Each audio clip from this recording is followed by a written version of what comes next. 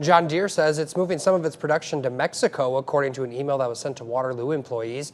The company says all production of cabs, welding, and assembly for current and future products will move down south. The cab production change is expected to be complete by 2024. At a rally, Trump accused the company of robbery for planning to shift production to Mexico, threatening an insane 200% tariff on their imports if they follow through. Will this bold move protect American jobs, or will it backfire and cost us all? Trump disagreed with this plan to spread production and import John Deere products back into the U.S. They think they're going to make product cheaper in Mexico and then sell it in for the same prices they did before. He has announced plans to relocate portions of its manufacturing operations from Iowa and Illinois to Mexico by the end of 2026. This move has stirred a wave of reactions, from political outrage to economic debates. The decision primarily involves lower margin parts and equipment, which the company claims are better suited for production in Mexico due to reduced costs and logistical efficiencies. For John Deere, it's a business decision aimed at maintaining competitiveness in a global market. They've announced a few days ago that they're going to move a lot of their manufacturing business to Mexico. I'm just notifying John Deere right now, if you do that, we're putting a 200% tariff on everything that you want to sell into the United States. The company has framed this shift as a necessary step to streamline operations and reduce manufacturing expenses. They argue that these changes are essential for remaining profitable in an industry where every dollar saved counts. However, this reasoning offers little solace to the approximately 600 workers in the Midwest who face layoffs as a direct result. These employees, many of whom have dedicated decades to the company, find themselves grappling with an uncertain future. Beyond the personal stories of job loss, this decision has sparked a broader conversation about the fragility of American manufacturing and the ripple effects of globalization. Quick to point out, they have 60 facilities in the U.S. and 30,000 U.S. workers, and they're really talking about moving like lower margin parts or equipment to their Mexican facility, which, quite frankly, is a good business decision now. Critics have been quick to point out the contradiction in moving production abroad when John Deere has long been viewed as a symbol of American ingenuity and pride. The company maintains that the bulk of its operations, including 60 facilities and 30,000 workers, will remain within the U.S. But that assurance does little to quell the unease. The optics of relocating even a small portion of production to another country have fueled debates over corporate responsibility and the balance between cost-cutting and community impact. With a 200% tariff on any products not made in the U.S., a tariff is effectively a tax on imported goods and can lead to higher prices for consumers. At a recent rally in Pennsylvania, former President Donald Trump issued a stern warning to John Deere, promising to impose a staggering 200% tariff on products imported from their soon-to-be-established Mexican facilities if he regains the presidency. This declaration, delivered with characteristic bravado, adds another layer to Trump's already controversial economic playbook. Known for his protectionist stance on trade, Trump's message was clear. Jobs that leave American soil will come with a hefty price tag.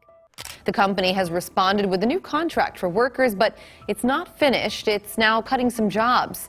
John Deere confirmed that some assembly operations at its Waterloo facility will now be moved to Mexico. John Deere did not say how many jobs total would be affected. Trump's history with tariffs is well documented. During his administration, he imposed tariffs on steel, aluminum, and a range of goods from China, all aimed at bolstering domestic industries and reducing America's trade deficit. While these measures drew criticism from free trade advocates, they resonated with voters in industrial states who felt left behind by globalization. His proposed John Deere tariff fits neatly into this narrative. For Trump, it's not just about economics. It's about identity, loyalty, and the symbolism of keeping American jobs at home. Imports, we'll be talking about what that means, what would that look like if implemented, if Trump wins here. Before we get into that, however, the idea of a 200% tariff raises immediate questions about feasibility and impact. Such a high tariff would significantly increase the cost of John Deere products imported from Mexico, forcing the company to either absorb the cost or pass it on to consumers. For farmers and contractors already stretched thin, higher equipment prices could be a tough pill to swallow. Trump's approach, while appealing to some, risks alienating the very communities it aims to protect. Don't forget, President Trump renegotiated NAFTA, right? So all of this is sort of within the realm of what's reasonable, a reasonable business decision. But so if you put, the 200% tariff on it, it would basically, make that an uneconomic decision, and you have to bring it back to the U.S. The threat of a 200% tariff on John Deere imports immediately brings trade agreements like the United States-Mexico-Canada Agreement, USMCA, into focus. Signed during Trump's presidency, the USMCA was designed to replace NAFTA with a framework that protected American jobs while promoting trade among the three countries. However, imposing such a significant tariff on goods from Mexico would likely conflict with this agreement, setting the stage for legal and diplomatic challenges. Under the USMCA, tariffs are regulated to ensure a level playing field for all members. A unilateral move like the one Trump proposed could lead to violations of these provisions, sparking trade disputes and even retaliatory measures from Mexico. It's a reminder of the delicate balancing act required in modern trade policy, where national interests must coexist with international obligations.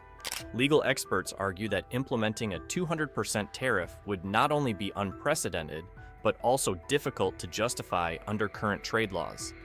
Tariffs of this magnitude are typically reserved for cases of dumping, where a country exports goods at unfairly low prices to undermine competition.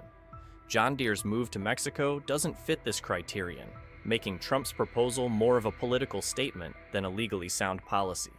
The implications of such a tariff extend beyond John Deere. It would send a strong signal to other companies considering similar moves, potentially deterring them from outsourcing, but also raising concerns about government overreach. For businesses operating in a global economy, the prospect of unpredictable tariffs could undermine confidence in the U.S. as a stable place for investment and innovation. In the meantime, let's talk about some of these economic proposals. Of course, Vice President Harris will be in Pittsburgh later this week outlining some more of them. Donald Trump talking about some of them today in Savannah. To reiterate, he vowed to impose a 200% tariff on John Deere's imports.